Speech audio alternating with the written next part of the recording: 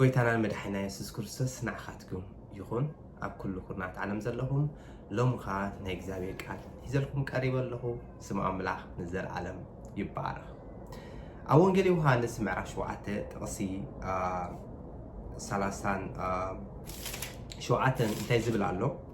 ዝጸምአ እንተሎሲ ናባይ ይምጻእ ካብ ከብዱ ሩዋታት ህይወት ከውሕዝ እዩ ዝብል ቃል ኣሎ። ስም ኣምላኽ ይባረኽ። ጎይታና መድኃኒና ኢየሱስ ክርስቶስ ዝተዛረቦ ቃል እዩ።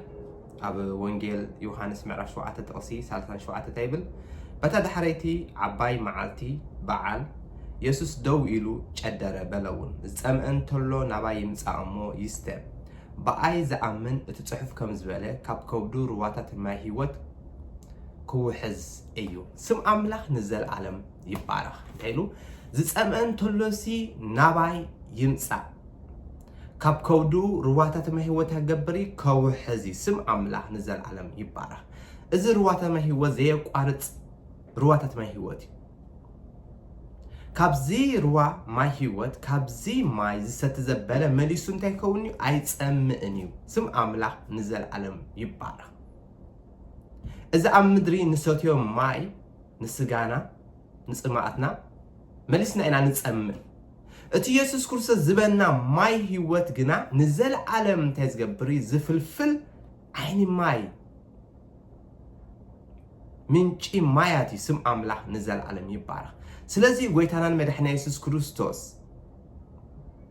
እንታይ ዝብለና ዘሎ?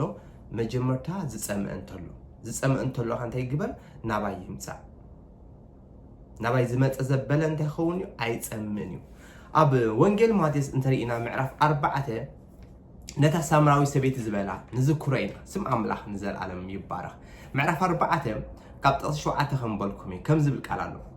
ኣብኡ ከም ስርዓት ምዕራፍ 4 ጥቕሲ 7 ካብ ሰማርያ ከዓ ሰበይቲ ማይ ክትቀድሕ መጸት። ኢየሱስ ድማ ማይ ኮታስቲ ንበላ። ደቂ መዛሙርቲ ግና ዝብላዕ ክዕድጉ ናብ ከተማ ከይዶም ነበሩ።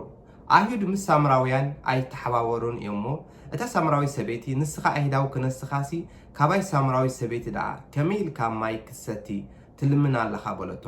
ኢየሱስ ድማ ሕያው ኣምላኽን እቲ ኣስቲኒ ዝብለክ ዘሎ መን ምዃኑን እንተትፈልጥሲ ንስኽ ግዳ ምለመንክዮ ነርኪ ንሱ ከዓ ማይ ህይወት መሃበክ ነይሩ ኢሉ መለሰላ። እታ ሰበይቲ ድማ ጎይታይ መቕድሒ የብልካን እዚ ዒላኻ ዓሚቕ እዩ እቲ ማይ ህይወት ደኣ ካበይ ክትረኽቦ? ንስኻ ዶ ካብቲ ነዚ ዒላ እዚ ዝሃበና ንሱ እውን ምስ ደቁን ማሉን ካብኡ ዝሰተየ ኣቦና ያዕቆብ ተዓቢ ኢኻ በለቶ። ኢየሱስ ድማ ካብዚ ማይ እዚ ዝሰቲ ዘበለ መሊሱ ክጸምእ እዩ። እቲ ካብቲ ኣነ ዝህቦ ማይ ዝሰቲ ግና እቲ ኣነ ዝህቦ ማይ ኣብኡ ንዘለዓለም ህይወት ዝፍልፍል ዓይኒ ማይ ክኸውን እዩ እምበር ንዘለዓለም ኣይጸምእን እዩ ኢሉ መለሰላ። ዋው! ስም ኣምላኽ ይባረኽ። እቲ ጎይታናን መድኃኒና ኢየሱስ ክርስቶስ ዝበና ማይ ንዘለዓለም ካብ ውሽጥና እንታይ ዝገብር ዝፍልፍል ዓይኒ ማያት እዩ። ንዘለዓለም ከዓ ኣይንጸምእን ኢና። እቲ ካብዚ ዒላ ማይ ዝሰቲ ግና ኢልዋ ነዚኣ ሳምራዊ ሰበይቲ መሊሱ እንታይ ክኸውን ክጸምእ እዩ። ካብዚ ማይ መሊስኪ ክጸምእ ኢኺ መሊስኪ ማይ ክተምፂ ናብዚ ሩዋ እንታይ ክትገብሪ ኢኺ ትምለስ ኢኺ። እቲ ኣነ ዝበኪ ማይ ህይወት ግና ንዘለዓለም ምሳኺ ዝነብር ካባኺ ዘይውሰድ ንዘለዓለም ዝፍልፍል ዓይኒ ማይ ዝኸውን ስም ኣምላኽ ንዘለዓለም ይባረኽ። ስለዚ ንጽምኣትና ዓለም ንጽምኣትና ከተርውዮ ይትኽእልን እያ። ነገራት ንጽምኣትና ከርውይዎ ኣይክእልን እዮም። መስተ ድዩ ዝኾነ ዓይነት መስተ ዝኾነ ዓይነት ሃፍቲ ዝዓለም እዚኣ ዝኾነ በቃ ዝብላዕ ዝስተ ንህይወትና ከርውዮ ኣይክእልን እዩ። ንህይወትና ከዕግቦ ኣይክእልን እዩ። ንህይወትና ከዕርፎ ኣይክእልን እዩ። ንህይወትና ከህድኦ ኣይክእልን እዩ። ሰላም ክህቦ ኣይክእልን እዩ። ሓጎስ ክህቦ ኣይክእልን እዩ።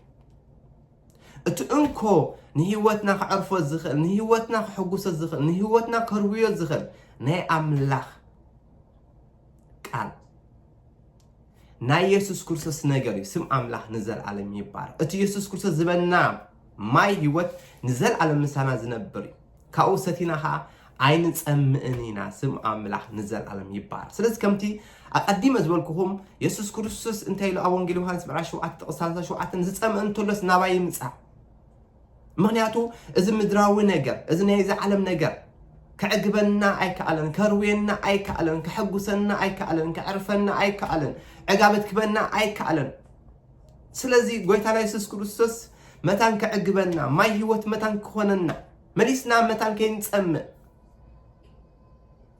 نزل علم زفلفل منج ماي عين ماي ماي هيوت كوننا ماتيو نتوم استقبلوها إذا ماي هيوت هيوم نزل علم كان تيخونيم أي تسمعون يوم يسوع كريستوس كم يلوا أتسبيت يلوا كابز ماي ستزبل مليس تصميو كابت أنا زوو ماي ستجنا هاللويا نزل علم تيكونيو أي تسمعنيو حوي حفتي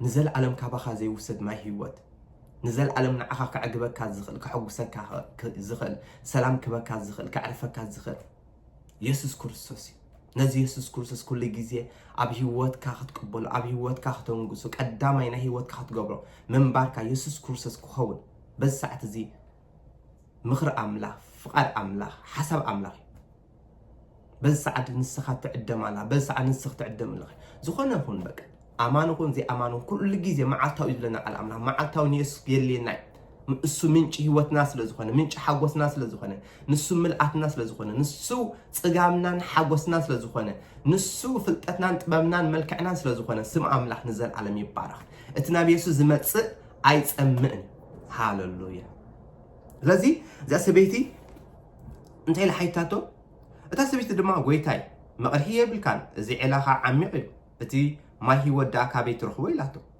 قرمي نسخادو كابتي نزي علازي زهابنا نسون مسدقون مالون كاوستي أبونا يعقوب تعبي خبلته يسدما كابز ما يزي ست زبالة مليسو كتسمي كابز ما يست زبالة انتهلوا مليسو كتسمي كابز ما انت اختوان إيه مليس كنتاهم كتسمي إيه شو أتقلوا انتهلوا اتكابت أنز هو ما يست جنا اتأنز هو ماي أو نزل ألم هيوت زفل في العين ماي كهون ينبر نزل علم أيتس أمنيلو ملسلا هاللويا يحواتي نزل عيني ماي زخانة منشي هوت نازخانة منشي ماي زخانة بقى يسوع كريستوس أبي هوت نانتان قبرنا كن آمنو كن نقصو مرحينا هنكون كن فقدلو علنا هاللويا نسوخا أكابانا زي نتصف نزل علم سانا زنبر ماي هوت كبناي هاللويا سم أملاح نزل علم يبارا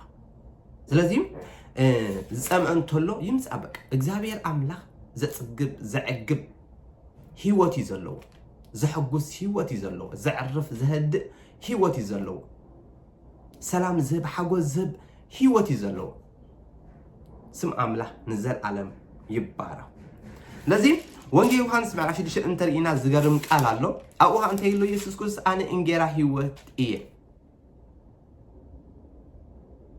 سم أملاح يبارا ماي هيوت مني يسوس كريستوس إنجيرا هيوت مني يسوس كريستوس التنابيس زمت تيخونيها عيت أمني هاللويا كم بالكم بزي حسب زي بزك عزي كنودينا سم أملاح نزل على يبارا وانجيل يوحنس معرف شدش انترينا تقصي سالسان حموشن كم زبلالو يسوس بلو إنجيرا هيوت أني نباي زمت عيت أمن بايز أمن كاكوتو عيت أمن إيو هاللويا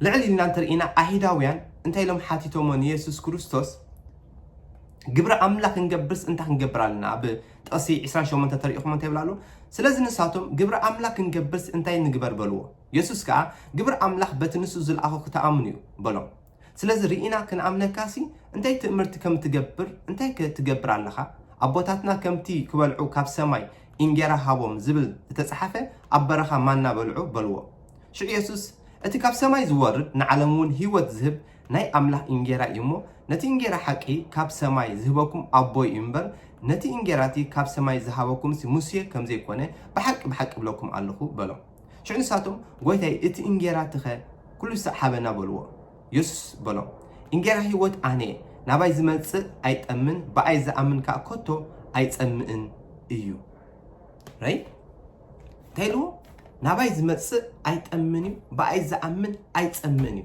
انتي مسولو اتي انجيرا حابن اين انجيرا اتي بليعهم مليسهم زتأميلو ما نا مالتيو እትሰትዮም መሊሶም ዝጸምኡሉ ምድራዊ ነገር ንዕዮም እንታይ ኢሎሞ ሃበና ኢሎሞ ኢየሱስ ከዓ እንታይ ኢልዎም ካብኡ ዝበልጽ ኣሎ እቲ ኣነ ዝቦኩም እንጀራ ንሱ በሊዕኹም እንታይ ትከውን ኢኹም ኣይትጠሚን ኢኹም ሰቲኹም እንታይ ትኾን ኢኹም ኣይትጸምኡን ኢኹም እሱ ከዓ ኣነ እየ ኣነ እንጀራ ህይወት እየ ስም ኣምላኽ ይባረኽ ኢሉ ሃሌሉያ ኣነ እንጀራ ህይወት እየ ናባይ ንዑ በኣይ እመኑ ሽዑ እንታይ ትኾን ኢኹም ኣይትጠሚን ኢኹም ኣይትጸምኡን ኢኹም ሃሌሉያ ዝጸምአ እንተሎ ዝጠመየ እንተሎ ናብ ኣምላኽ ይምጻእ ብወዱ ኢየሱስ ክርስቶስ ገይሩ ካብ ከውዱ ከዓ ሩዋታት ማይ ህይወት ከውሕዚ ስም ኣምላኽ ንዘለዓለም ይባረኽ እዛ ህይወት እዚኣ ዘላትና ሰላም ዘለዋ ሓጎስ ዘለዋ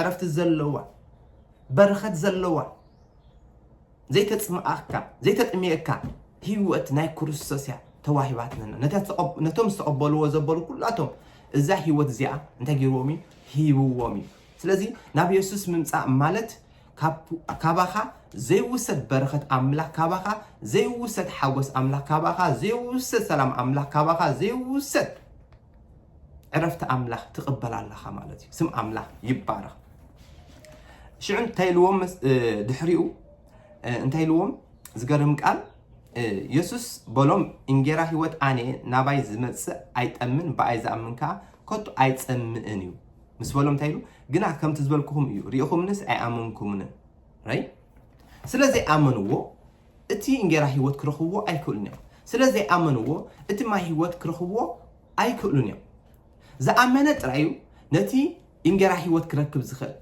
ዝኣመነ ጥራዩ ነቲ ማይ ህይወት ክረክብ ዝኽእል እሱ ከዓ መን እዩ ኢየሱስ ክርስቶስ እዚ ኢየሱስ ክርስቶስ ከዓ ኣባና ኮይኑ እንታይ ገብረና ማለት እዩ ንውሽጥና ይዕግበና ይሕጉሰና ይዕርፈና ይህድአና ይባርኸና ናይዚ ዓለም ነገር ከዕግበና ኣይክእልኒ ናይዚ ዓለም ነገር ከሕጉሰና ኣይክእልኒ ናይዚ ዓለም ነገር ከዕርፈና ኣይክእልኒ ዝበልዕና እንትበልዓና መሊስና ኢና ንጠሚ መሊስና ኢና ንጸምእ ዝዕግበና ነገር የለን ኣብዚ ምድሪ ወላ ክዳን ተተኸደና መሊስና ኢና እንታይ ንገብር ካልእ ንደሊ ከዕግበና ኣይክእል ናይዚ ምድሪ ነገር